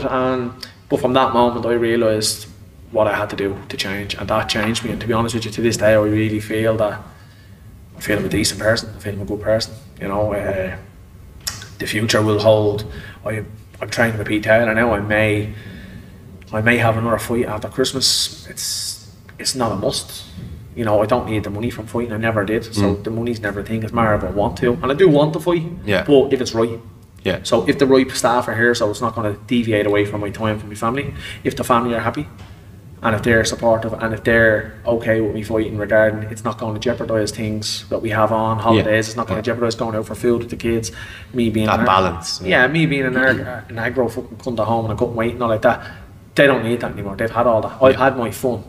It takes a bigger man to realise that. And that's it. Well, that's it. And everything now is basically focused on my family, kids, missus. That's it. I don't care about anyone else. The friends, things have happened over the years where, you know, I've had to realise who my friends are. Some nasty things have happened over the years, you know, people say things and all that stuff, and it goes on. You know then who your friends are and who your real friends are. Because I know I could count on probably one hand who my really close friends are. Yeah. Now, the others were there at times when they felt they wanted to be or needed to be and stuff like that. When it suited them. Exactly. And to me, I know who my close friends are. Yeah. I know my family are dynamite. They're absolute gold. I couldn't ask for better. They're so supportive to me of everything I've done. They all come to me fights. They've supported me through everything. And I realise now, I used to never go to family things. Wasn't arsed. Oh, can't be arsed going to that. She'd say to me, can we go to my niece's party, or can we go to... No, I don't want to go to that. You go. And she went to everything on her own. Because I never wanted to go to that. I wanted to do what I wanted to do. Yeah. And it was never a medium, a happy medium. It was always what I wanted to do, we done. What I wanted to do, I would do. You do what you want to do. Now it's not like that. My goal now is I arrange the family things. I do say to her, we go over to your sisters and we'll get the kids a bit of food and we'll have a bit of this and we'll have a bit of that, and I don't miss family things. I go away with my family, my cousins and all. We go away together, we're in groups together, and that's just the way I am now, and that's the way I'll be for the rest of my days. And to be honest with you, I wouldn't be here today. I'd say I probably would have topped myself. That's being straightly honest. If you'd have lost her? If it went on much longer, oh, sorry, the way it was going. Because there was one moment over that course of time where I wrote notes that I was gone. I was done.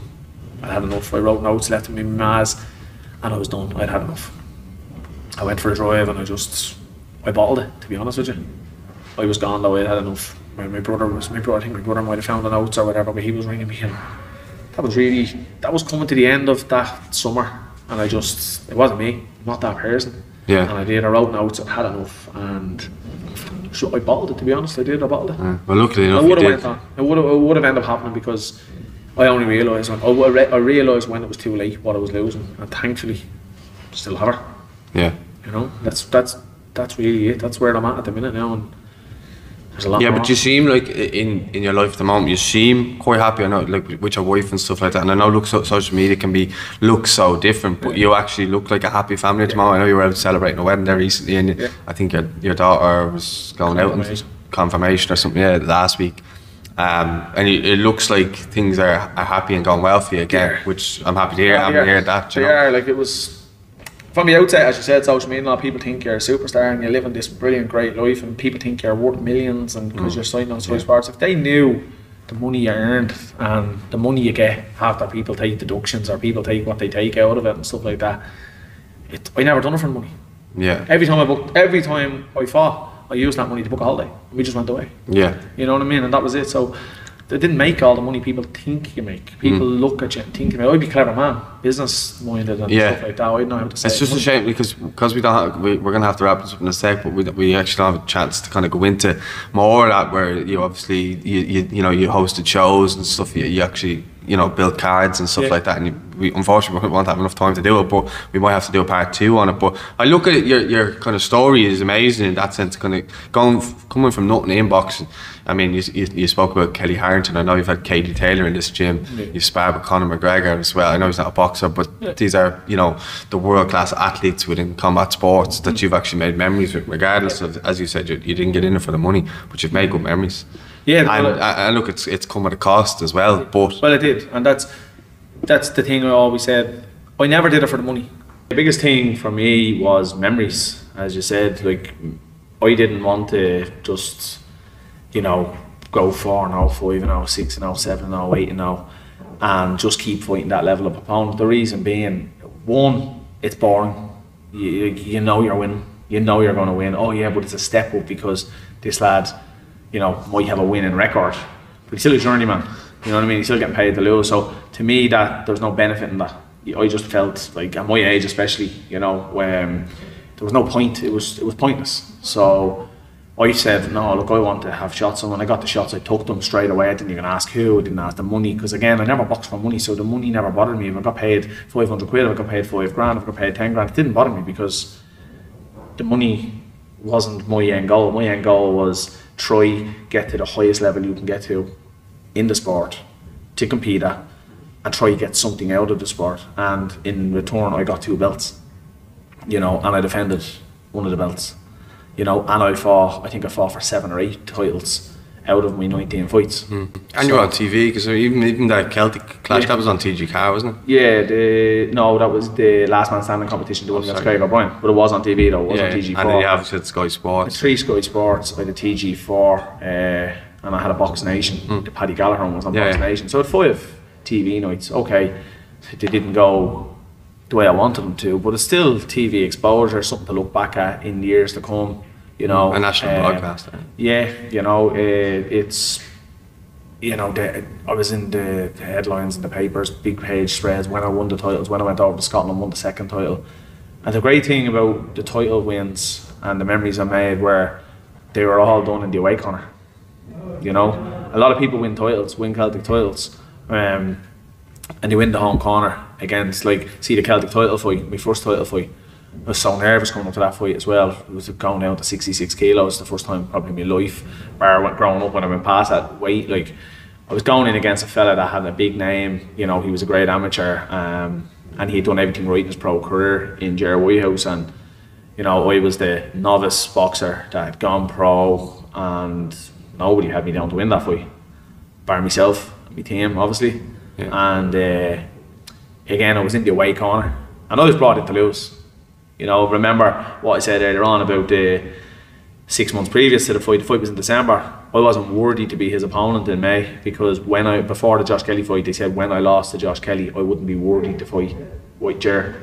Yeah. So to actually 6 months later, after losing to Fowler and Josh Kelly, get in and knock him out, that probably meant more to me than winning the actual title, because I just felt you would have been more riled up, the fact that they basically wrote you off. They did, yeah, and to be honest, everyone did. And look, they were probably right to, because I think I entered that fight 5-3. He was 7-0, but yeah. I knew deep down I was just too big for him, too strong for him. It was a man. I was a man, a grown man. I was 30, 31 maybe, and I don't know. He was in his 20s. He was early 20s, I think. I just knew I was too big and strong for him. And even when I weighed in, I knew that day when I walked out of weigh-in, I said, I'm going to kill him tomorrow. I was 66, I was lean, I was really, really tight, drawn, you know, to hit the weight. And when I got into the ring the next day about 74 kilos. I don't even think his heaviest he'd ever be 74 kilos. You know what I mean? I personally think he could have done probably light welter at the time. Yeah. His height and his build, you know. So, but that was a memory I'll never forget, standing up in the ropes in the stadium and having all his crowd screaming abuse at me while after I win the fight. And I had nothing against him at all. Like, I genuinely had nothing against him. I actually reached out to him when I heard he retired and he was gone and he was out of sport. Actually, my heart went out to him, because I just felt, you know, because it was pepped the way, or built the way it was built, and he was, you know, he was winning, I was losing. I was the journeyman that they had said coming into the fight. You know, I think one of his interviews he said I was only known for my losses, not for any wins. And there was a lot of stuff like that they said, you know, and I took it on the chin. I obviously would have went back with stuff, because as I said, as you know, I'm a straight shooter. So when I hear stuff like that, I'll come back with facts and I'll come back with answers. You know what I mean? So I just felt I probably think, and I could be wrong, but I personally think when I beat him, he felt he had to retire. He felt there was no way back, because he had to win the fight. He like him losing the fight, it wasn't just losing the fight to him, because it being built the way it was, and because of what people around him were saying. Like, he wasn't losing, there was no chance he'd lose, and so on and so forth. Then he got knocked out, you know what I mean? So that would have been worse on him. So yeah. I actually reached out to him, I don't know, it was 6 months or 9 months, maybe a year after, when I heard he had gone and he wasn't back training and things like that. I actually sent him a message and just said, look, hope you're keeping well, I hope all is good. I was going into the promoting and management at the time, and I just reached out and said, look, Jer, I think I could make a comeback for you huge.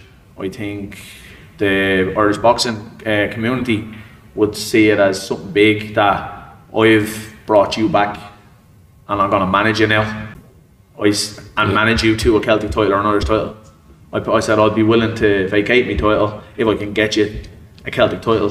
I think I remember you doing that with Kieran. I think you did that. Yeah, I did, like, and that was genuine. No, I never got a reply from him, and look, I've nothing against the guy. Like, I mean, the reasons why he retired could be totally different away from that, but I just felt that possibly was the reason why he retired. You know, because he felt he knew where to go after that. I did reach out. I was willing to go and try bring him back at the time and get him back and get him into a Celtic title fight and get him a title and build him up, because he had a lot of potential. He'd won medals in the amateurs and all, so he definitely had something there. You know what I mean? Yeah. But it didn't work out.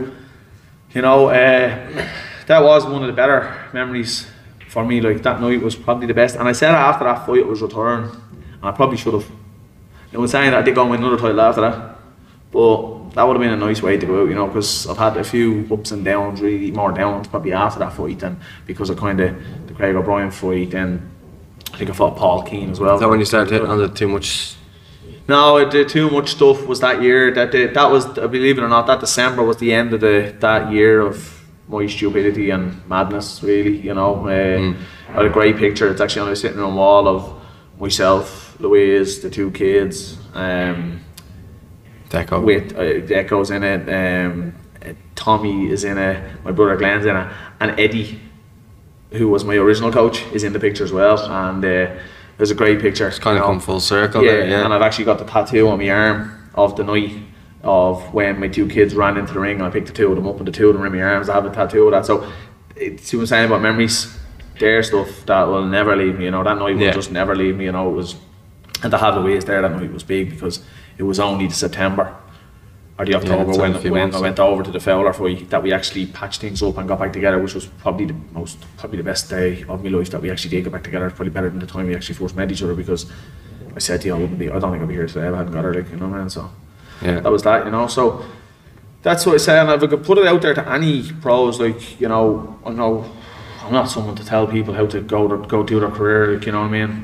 But I have a lot of experience now in the game, an awful lot of experience, and I hope down the road when my career is completely over and I'm done and dusted, and I'm a lot more, like, at the minute I'm a lot more relaxed and calm, and my life is balanced and everything's balanced and all. But if there ever became room in my life after boxing to go back down the road in management and promoting, that's always been the long-term goal since I kind of came back into boxing, or since I came into boxing and since I went pro. And because of what I've learned, like, I've learned everything from, as they say, grassroots right up, like from lads turning pro to long, like, bigger promoters, like even the Irish boxing lads. I've watched what they've done, the likes of Boxing Ireland and Stephen and Leonard and that, what they've gone through and the stuff they've done. I used to be close to Stephen and that, and I talked to him regularly, and he's told me a lot of the struggles they had, and I commend the lads for sticking at it and what they've done.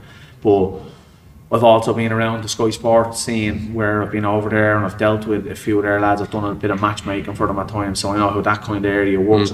I know you brought teams over as well. Yeah, and I know about managers, you know, different managers, and, you know, good managers and bad managers, and what you watch out for when you're signed to a group, to a management manager or a management company or that, like that, you know, regarding courses and cuts and percentages and things like that. That's been well documented over the years with the Framptons and other things like that. But there's a lot of other people out there the same, that young lads go in, they think they're being promised something on the stars, and yeah, they are getting what they're being promised, but they don't know that like 30-40% of their cut is actually going to Johnny's back pocket, when he should be really only taking maybe 20%. That, you know, little things like that. So I do know a lot of that now. I've learned a lot of that, and it's kind of like football agents, in a similar way. 100%, and even down the promoting road, it's the same. Like with I've done the promoting. I mightn't have been professional, but the semi-professional shows I ran were as good as a professional show. They're on YouTube. Have a look at them. They're as good as any small hall show that's been done in this country. The production, you know, everything, the matchmaking, the whole lot, the setup, everything was always done 100% pristine. And that's why I wanted to go into the road. Okay, we didn't get this one, that one off the road. No, we maybe go into that another day of the reasons why we didn't get it off the road. And that, but I know you're not happy with it though. I know you're not happy with the actual. I remember you've seen a video. You're saying that the scene is on his knees in Ireland, like, you know. I think it is on his knees in Ireland, and it is, and it's not fair. And I'll be honest, the two lads, Leonard and Stephen, and Dennis as well, he's up the north with boxing. They're the ones that are really trying to keep it going and the whole lot, and they're doing as good a job as they can do at the minute. But yeah, it's very hard. It is very hard, and there's a lot of obstacles. The likes of insurance, you know, to try get venues even is going to be difficult. And then you do go to the likes of the stadium, and they want it's like $3.5-4 grand for the stadium. You get that, and then insurance, I believe it's $4 or $5 grand now. So just to get the stadium and insurance, you're talking $9 grand. Like, work out the tickets you have to sell to make that $9 grand. Because although you sell a ticket, and then the payments to the fight. But it's a 30 quid for a ticket. You know what I mean? But you don't get that 30 quid. Like, the promoter doesn't just take all the money, because the opponent has to come out of that. You know, the purse. So like for the home fighter and that. So it's just very hard. It is virtually impossible, and something needs to be done. You know, it's not just, I know the BOI have costs as well, and they're high as well. But it's not only that. Like, it's everything now. It is really, really hard, and it'd be great if you could get some of the bigger names into Ireland and start working. And there is whispers of a few coming in now and doing a bit in the south, and it'd be great to see, but it really hasn't gone anywhere. I know COVID's been the last 18 months, but there wasn't really anything happened before that either. Yeah. So like, people kind of think that's only because of COVID, nothing happens. Not the lads have been trying their best, and before COVID they did run a few shows and that, and they were consistently running shows, but there hasn't been a massive amount happening, and it's probably 2.5-3 years now in Ireland. Yeah. So, well, you know, that's something down the road. Hopefully, if it did get tidied up and it did make sense business wise, that would be something I would look to go into. Yeah, you know, because that's kind of something I'm going to finish off with. It's just kind of what is next for you, because you mentioned that, you know, you might have one more fight. You're going to decide that's something between your family and yourself, and probably your coach as well, to decide that. Then after that, You know, you've told me off camera that you might go into something else, podcast or something like that. So what's kind of after? I know you have a job as well, so you're kind of maintaining all that. You have to do stuff. You have to do something. Like, I mean, through the lockdown, I broke down. I think it was January. I broke down January, February. I was up at 98 kilos. I broke down one day in the bedroom to the missus, and I just said, I feel useless. I feel I've nothing going for me at the minute regarding outside of work and family. I said, I just feel like I've nothing there. Like I said, obviously lockdown was there, and you couldn't play Astro or football or anything like that. I just couldn't do it. Like, but I was like, I don't do anything. I said, like, I was going out running at the time. I started running all, but my body was broke up because I was carrying around 3 to 4 stone of pure shite. I can relate to that. The knees to be so everything hurts. It was taking me 4 or 5 days to get over a 5k run. Yeah. You know, and the 5k run that I used to do in 80 and 90 minutes was taking me half an hour, 35 minutes. You know, it was embarrassing. I was actually so embarrassed. Totally relate. Yeah, and we had agreed that I wasn't going to be boxing anymore. Family, we had agreed that, like, I was done. I wasn't going to be fighting anymore. And she just said to me, you know, I said, I just feel useless. I don't do anything. I've no boxing, I've no football. I said, for the first time in my life, I said, I'm 34. Since I've been 5 years of age, I've been competing. I said, it's not about just going out for a run, because I said, I'm not competing. I need to be competing with something. I just have a competitive nature. And competitiveness doesn't have to be always fighting or playing football or anything like that. Being competitive to me is like achieving stuff, going, like, even in work, you know what I mean? Where my job is based on winning jobs and stuff like that. Like, if I see a job, like I got a job last week, it was given to another supplier, but I was able to twist it and get it over, and I actually stole it back from him, you know what I mean? And I got so much satisfaction. That's me competing, because I'm competing against someone else for jobs and things. So it's not just always about fighting or kicking footballs and that, but at that moment, because of lockdown, because nothing was happening, I was actually depressed. I broke down, I started crying in the room. I just said, I feel useless, I just don't know what to do. And Louise was the one who said to me, so go back training if you need to go back training.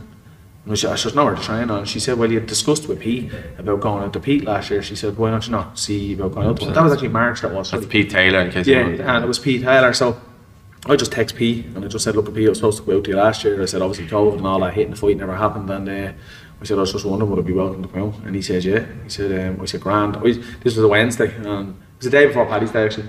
It was a Wednesday, I think. And I said, oh, grand, when will I start? Thinking he'd say Monday. You know, and he says, see you in the morning at 11 o'clock. I was like, oh shit. So off I went. And it was probably the best thing I've done in the last couple of years regarding training, because I lost a couple of stone, brought the weight down a good bit, got back, got in sparred, and then I started going. Actually sparred on day one, but I got back at it and I got going, and yeah, it was great. Like, I'm really enjoying it. But again, I'm learning more out there as well. Like, it's not just learning about the boxing, but I'm learning other aspects of the game. I'm seeing the bigger name lads, the Tyrones and the Garys, and what they do and what they're going through, and you know, in their camps, and yeah, I'm witnessing a lot, and I'm always learning. I'm off Pete, like, I'm learning so much when it comes to even coaching and stuff like that. So in the future, I would like to go into promoting management if it worked for me, if it was right. I've always said I'd like to do like a podcast similar to what you're doing yourself now. I've said for the last probably couple of years, a good few people have always come on to me and said, I like your interviews, you're very straight, you're very honest, and you know, they're always good, you never know what's going to come next and the whole lot. I'd like to do like a podcast kind of thing like that, where it's truth only, it's truth, and you know, and people come on, they can ask you questions, you can ask them questions, and about sports and stuff like that. We challenge each other as well, I'd say you'd be good at that, you know, stuff like that, like just to get stuff out of people. Not stuff, I don't mean that in a bad way, like just to, you know, to bring to get people come to the table and talking about sports, and let them go into some detail of stuff, and people again, like, if sitting out these podcasts, it's not always about just promoting yourself. Like, I don't want to promote myself. I don't need to promote myself. I'm not doing that at the minute. I don't have a fight. I haven't got a fight coming up. I'm not doing this. I'm doing this as a pleasure to be asked to do it, and I wouldn't be coming on just to promote myself for a fight or promote my name to sell tickets around. People can do it, but to me, I would hope that someone may look at their career, they're in the same situation I was in a few years ago when my life started spiraling, when I took on too much. And if you could stop one person from going down the same road that I was going down, with risking losing your whole family and all, just to put everyone else first, and to think, oh well, I'm fucking bringing in money from fighting, from my gym and from my job, so you should be happy and accept it and all like that. Well, if you could help one person to save their family, because not everyone would be as lucky as I've been, you know what I mean? Or if you could help someone, that would give you satisfaction. If you could, and that's all. If I got that out of this podcast, I'd be delighted. Just again, just to try help someone, because You don't see it. You don't see it. You're sitting there. You think you've everything in the world. You think it's all gravy. You know, you're boxing at these big shows, and you've this so much money coming in because of fighting. Your new gym's making money. Your job's making money, and you think you're driving fucking sports car, and you know, everyone's your friend, and they're not really your friends. But you know, you think you've all these friends and the whole lot, and you're just throwing your family to one side because you know they're there, and you're entertaining all these other people that aren't really friends. And you know, I'm sure there's a lot of people in the same situation that I was in back then. Yeah. You know, people handle it differently, and I'm sure they do, but I didn't handle it good at all. Little did I know, the whole time I was basically throwing away everything in my life. Thankfully, I got a second chance, and I'll never risk it again. Yeah, well, I think the best thing that's going to come out, well, for me anyway, this podcast is to hear that you have turned that around from your marriage point of view. You know, anyone who's watching on video may notice that Jay is wearing a different attire today.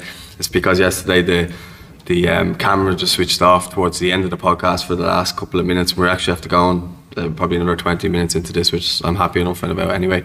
But yeah, he's just changed his clothes in case anyone was wondering, because I know there'll be a couple of people commenting that regardless, but if you're on audio, you won't notice. But I just want to say I'm delighted personally because I know you, and just to see, you know, you seem to have a bit more, you're happier, you just seem happier. Not that you were ever not happy around me, but I noticed it. The thing was, I was doing interviews, I'd done a lot of interviews that year. It was the one year, it was the year of the 3 Sky fights and the title fight and all that. That was the year that everything went bananas, you know. I was doing interviews and people thought I was on top of the world. I was outside. Yeah. But I was leaving that interview and probably crying my heart out, you know, or ringing Louise and having a row with her, which would have been my fault. I would have done something, or you know, I told her I'd collect the kids at 7 and I was sitting giving an interview till 8 o'clock, and then I'd walk out and it was time for the kids' beds up, and then I'd be arguing with her and blaming her, but it was all my fault, like, you know what I mean? But yeah, I looked happy on the outside, and I think that's the same with everybody who goes into them situations. They always look happy, but it's what's going on the inside people don't realise. And at the time, again, I didn't think I was doing that wrong. I thought I was on top of the world. I was this great fella that had everything. Yeah. And little did I know I was losing everything that mattered, but I had everything that didn't matter. Material crap that means nothing, you know. Whereas the most important thing to me, I was letting go, I was losing it, and to me that's a lesson I'd learned. And if I could, as I said, if I can hand that on to anybody, that's the one thing I would say: just never ever turn your back on the family, or don't listen to your family when they're telling you you're taking on too much, or they're telling you they're not your friends. You think they are, because they want the best for you. They're the ones that love you. The ones that have come onto the scene aren't. You know? And they're there when you're winning. Exactly. I was being told all the time, they're not your friends. You think they're your friends. You've all these friends, and they're not your friends. They're not your real friends. Yeah. And I was like, how would you fucking know? Of course I'm my friends, blah, blah, blah, blah, blah. Again, she was wrong, I was right. Yeah. It took a long time to cop on. It should have been too long, but it wasn't, luckily. Thank God. Yeah. So. But now she's always right, isn't she? Always right. Always right. Happy wife, happy life, as they say. Well, listen. Even when she's wrong, she's right. Okay. Well, listen, I think we'll leave it at that. I do want to wish you all the best in whatever you do in the rest of your career. I'm sure I'll be following closely. And yeah, I suppose we'll end it with a handshake. Yeah, definitely. And yeah, thanks again. Thanks, Paul. Thanks very much. No problem. Anyone who's watching, don't forget to like the video. Don't forget to subscribe if you're watching on YouTube. And if you're listening on audio, give it a 5-star rating. And a review if you want to follow Jay. He's at J_Byrne_boxing on Instagram. Only on Instagram. You confirmed that yesterday, yeah. So yeah, give him a follow. And if you're not following the podcast on Instagram and all the other social media, make sure you do, at Neil and Not Standing. Thanks very much for watching, and we'll speak to you soon.